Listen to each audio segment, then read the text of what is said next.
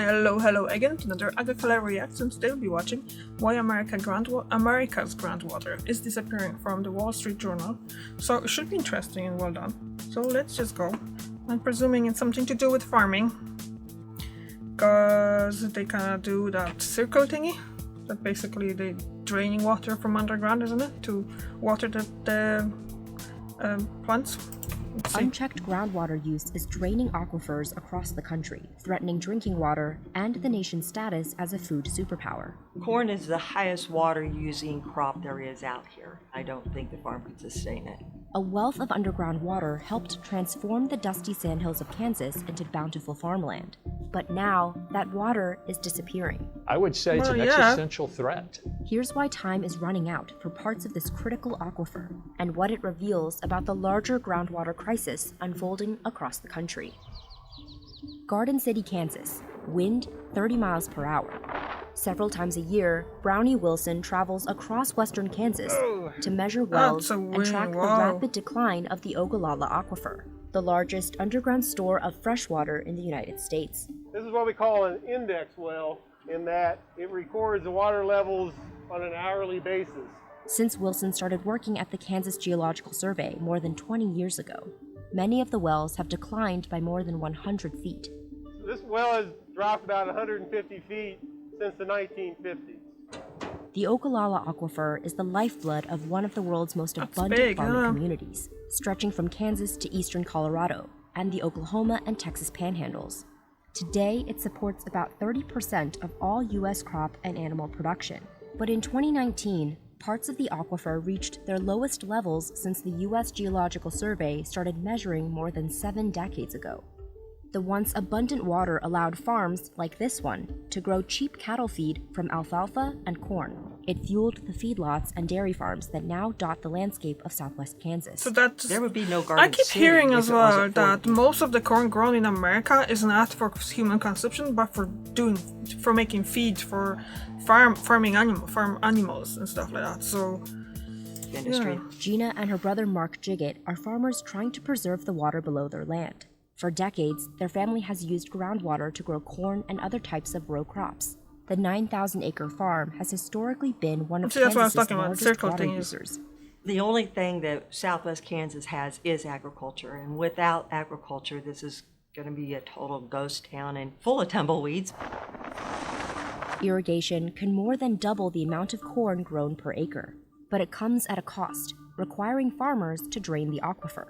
Scarce rainfall in the region isn't enough to sustain industrial-scale agriculture. About 90% of the water that's used in our state comes from a groundwater supply, and 80 to 85% of that is used for irrigation. And so there are certain areas where we have lost 50, 60, 70% of what the aquifer was there going back to the 1940s or 1950s. That water could take centuries or millennia to replenish, meaning regions like West Kansas risk losing access to those reserves in the future when they might need it even more. A lifetime map of the Ogallala Aquifer in Kansas reveals just how dire the situation is. There are some areas in west central Kansas where the water table has been drawn down so much that it no longer can support irrigated agriculture. As farms use up the groundwater, corn yields have declined in some areas, like in Kansas's Wichita County. In 2023, U.S. corn growers produced an average of 173 bushels per acre, but in Wichita, the yield was less than half of that, part of a decades-long decline. To extend the life of the aquifer, the Jiggetts have switched to less water-intensive crops, like triticale and forage sorghum. To supplement their income, they've also planted fields for cattle grazing. We knew at that point in time that we had to make a major change within our industry, and it all surrounded around water. They've used irrigation more strategically too. Soil moisture probes show them the water content of the soil, so they irrigate only when the soil needs it. All of these measures allowed them to cut their water use by about 26% over the last 7 years. It's nice, but some probably not hydrology enough, and not experts say everyone's it will going to be take doing even that. more drastic measures to save the aquifer. Estimates of what would it take to slow down these groundwater declines are ranging from 20 to 30 to 40, some places 50% reduction in what is used each year. How to Policy do it experts when say groundwater regulation they is just said in the beginning, most of that farmers rely on that underground water. There is no rain to come to them and just be able to supply it, so and not even like they can't even probably there's not enough rain for them to even have like those tanks or something like that and try to do that, because you've seen in that video the sizes of those fields, and it's just that's not going to work. Key to reaching those targets. Groundwater laws across the country are really more of a patchwork. They're not consistent from one state to another. Burke Griggs is a law professor at Washburn University, specializing in water law and policy. If you own land above an aquifer, then you're entitled, as a matter of owning that land, to use a reasonable amount of groundwater. What's the Throughout most of reasonable the amount, country, though? groundwater has been treated as an unlimited natural resource. Federal law plays almost no role in regulating Sorry, she said what kind and many of? state laws allow land.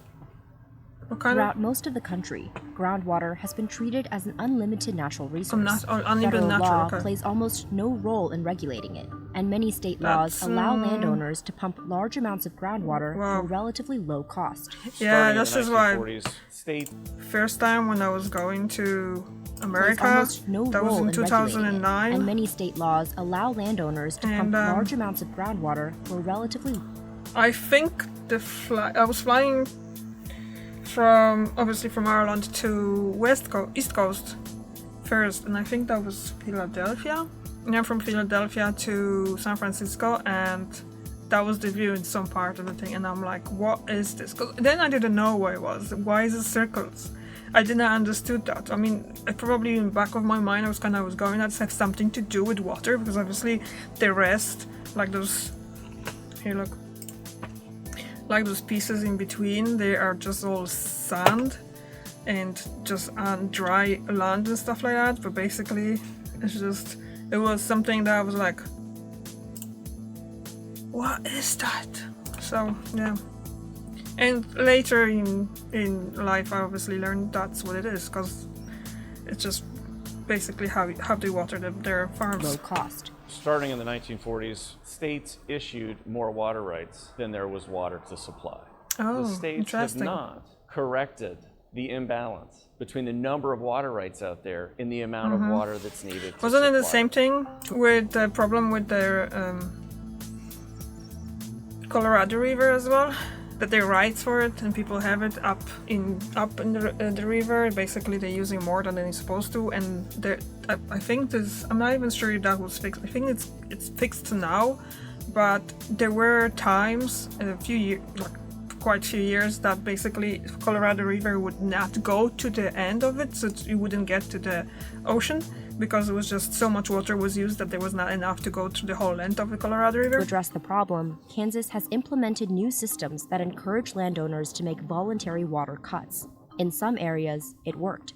In northwestern Kansas, the irrigators have used new groundwater laws and policies to really reduce the rate of depletion of the aquifer. But in southwestern Kansas, irrigators and farm and ranch owners have not used these tools. There is still resistance to change throughout agricultural communities in the U.S.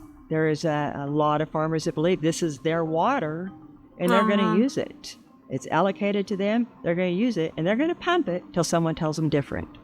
And it's not just an agriculture problem. But that's what they're trying to say, Groundwater is isn't it? also being drained for cities, industrial use, and new housing developments, like in Arizona.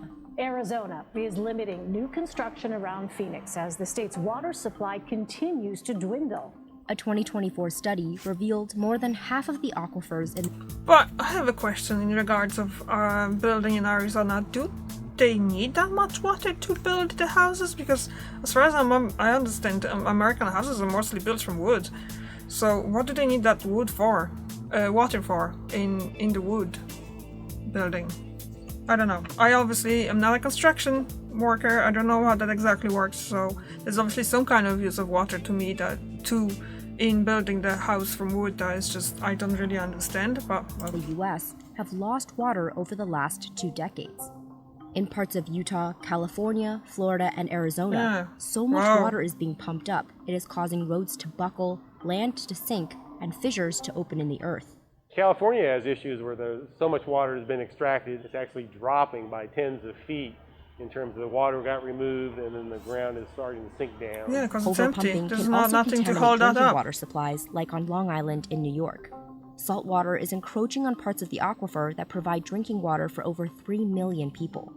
Despite the mounting challenges, hydrology experts say there's still time to save these critical natural resources. There's a window of opportunity here for us to get this aquifer onto a more sustainable path. Not sustainability, but on a more sustainable path. And the key there is to reduce pumping. Throughout the country, more and more cities are expanding wastewater recycling programs, turning city sewage directly into drinkable water. This strategy can be used in agriculture too. So people are waking up to the public reality that groundwater is a public resource. And we have seen political initiatives across the West that show that groundwater is not going to be the domain of the agricultural fiefdoms, that cities like Denver and Kansas City and Albuquerque and Phoenix are just as concerned about the groundwater problem as the farmers who use the bulk of the water supplies.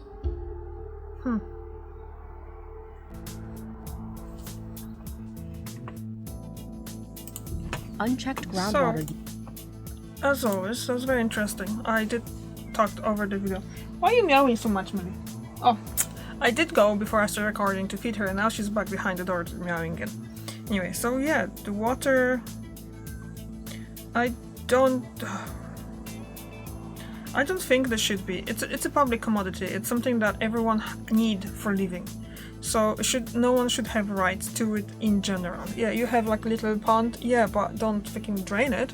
You have access to aquifer like that. It goes through 6, 7, 8 states. That doesn't mean you have rights to all of the water in it. But then, that's what they want to do. You need water to grow stuff. So, thank you very much for watching, and I see you tomorrow. Bye!